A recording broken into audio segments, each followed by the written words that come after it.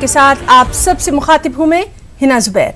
और आज की ताज़ा खबर में जिन खास खबरों से हम आपको रूबरू करवाने वाले हैं उनमें सबसे पहले हम बात करेंगे लॉकडाउन के दरमियान एक नई परेशानी यानी तूफान अम्फान की। बंगाल की खाड़ी में उठने वाला ये तूफान अब सुपर साइक्लोन में तब्दील हो गया है। मगरबी बंगाल और उड़ीसा में इसको लेकर हाई अलर्ट जारी कर दिया गया है। दोनों ही रियासतों में एनडीआरएफ की मुतादिद टीमें तैनात कर दी गई हैं। उसके बाद हम बात करेंगे महकमा रेल की जानिब से की गई एक शानदार पहल की। जी हां, महकमा रेलवे की जानिब से एक अच्छी खबर आई है। 1 जून से रोजाना 200 नॉन एसी ट्रेनें चलेंगी। पीयूष गोयल ने ट्वीट करके इसकी जानकारी दी, साथ ही कहा कि जल्द ही इसके लिए ऑनलाइन बुकिंग भी शुरू हो जाएगी। उसके अलावा हम बात करेंगे मजदूरों की जिनको किसी तरह की राहत नसीब नहीं हो पा रही है। प्रियंका गांधी की जानिब से मजदूरों के लिए मुहैया कराई गई बसों को यूपी हुकूमत ने इजाजत नहीं दी। अब कांग्रेस और बीजेपी में इसको लेकर एक नई बहस छिड़ गई है। दोनों एक दूसरे पर इसको लेकर सियासत करने का इल्जाम लगा रहे हैं और इस सब के बीच अगर कोई पिस रहा है तो वो है मजदूर तबका। फिर हम बात करेंगे यूपी हुकूमत और राजस्थान हुकूमत की रस्साकशी के दरमियान पिसते मजदूरों की। जी हां, राजस्थान हुकूमत की जानिब से भेजी गई बसें भरतपुर यूपी बॉर्डर पर अटकी हुई हैं। यूपी हुकूमत ने आगे जाने की इन्हें इजाजत नहीं दी है। मजदूरों से भरी सैकड़ों बसें ऊंचा नगला बॉर्डर पर खड़ी हुई हैं। दोनों रियासतों के आला हुक्काम के दरमियान कशीदगी का माहौल देखा जा रहा है। इसके बाद हम बात करेंगे मरकजी कैबिनेट की अहम मीटिंग की। माशी इन्हितात और मजदूरों की आमदरफ्त के मामले पर आज मरकजी काबीना की अहम मीटिंग होना है। 11 बजे ये मीटिंग होगी। मुख्तलिफ मसाइल पर तबादला ख्याल इसमें किया जाएगा। और फिर हम बात करेंगे एक गम अंदोह खबर की। मारूफ कश्मीरी शायर, मुतरज्जिम और ब्रॉडकास्टर फरहद गिलानी नहीं रहे। वो कैंसर के मर्ज में मुब्तला थे। उनके इंतकाल से अदबी हल्के में गम की लहर दौड़ गई है। चलिए शुरुआत करते हैं।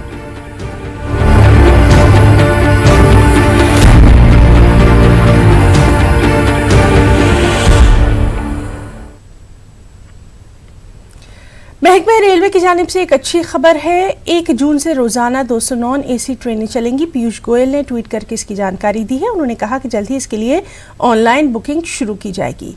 ये 200 ट्रेनें टाइम टेबल के मुताबिक रोजाना चलेंगी और इन ट्रेनों के लिए टिकटों की बुकिंग IRCTC की वेबसाइट से ही होना है।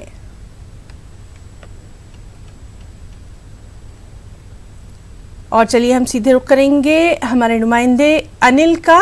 अनिल, बेहद अच्छी खबर आई है कि अब और ज्यादा ट्रेनें 1 जून से चलाई जाएंगी। क्या कुछ और तफसीलात?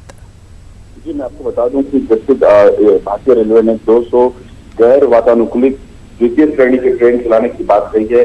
कई लोगों के लिए राहत भरी खबर है, क्योंकि हमने देखा था जब 12 मई से स्पेशल ट्रेनें, ऐसी स्पेशल ट्रेनें चली थी जिसके लिए राजधानी के बराबर का किराया था। हालांकि उसमें बेडशीट या टॉवेल्स या फिर कंबल या फिर खाने की सामान प्रोवाइड नहीं कराया जाता रेलवे से। तो ऐसे में यात्रियों को काफी ज्यादा कीमत चुकानी पड़ रही थी। तो ऐसे में जब द्वितीय श्रेणी का गैर वातानुकूलित है, जिसमें जो लोअर क्लास है, जो श्रमिक है, इसके अलावा कई ऐसे लोग भी हैं जो इसमें जा सकते हैं, जो लॉकडाउन की वजह से फंसे पड़े हैं, जिनके पास पैसे की कमी है। हालांकि सरकार ने श्रमिक स्पेशल ट्रेन चलाने की जो बात कही है वो लगातार चल ही रही है, लेकिन उसमें एक बात जरूर है कि उसमें जो स्थानीय प्रशासन है वो एक सूची बनाता है, पंजीकृत करता है, इसके बाद ही जा सकते हैं। लेकिन इसमें जो है इस तरह की कोई चीजें नहीं होगी और IRCTC की जो वेबसाइट है उससे कोई भी उसमें बुकिंग कर जा सकता है। अब ये देखना होगा कि जो 200 ट्रेनें शुरुआत में चलने की बात कही गई है वो किन किन रूटों के लिए है, क्योंकि भारतीय रेलवे से जब हमारे कुछ सूत्रों से बात हुई है तो उन्होंने कहा है कि 200 की संख्या जैसे जैसे समय बीतता जाएगा वो बढ़ती जाएगी। यानी जिस तरह से मांग होगी वो उस तरह से रेलवे का परिचालन शुरू किया जाएगा, ज्यादा बढ़ाया जाएगा और जैसे जैसे आगे बढ़ता जाएगा, नॉर्मल होता जाएगा। कोरोना वायरस से जिस तरह से हम लोग फाइट कर रहे हैं उसको देखते हुए आगे भी इसको बढ़ाया जा सकता है। लेकिन अनिल एक और अहम बात आपसे जानना चाहेंगे, बेहद अहम है कि क्या इन ट्रेनों के चलने में भी उन तमाम प्रोटोकॉल का ख्याल रखा जाएगा जिनका अभी ख्याल रखा जा रहा है जो एसी ट्रेनें चल रही हैं? निश्चित तौर पर मुझे लगता है कि सारे प्रोटोकॉल का ध्यान रखा जाएगा, जिसमें जो सैनिटाइज स्टेशनों पे जिस तरह से सैनिटाइज किया गया है, लोग जहाँ पे गुजरेंगे वहाँ पे एक एक यात्रियों की थर्मल स्क्रीनिंग की जाएगी।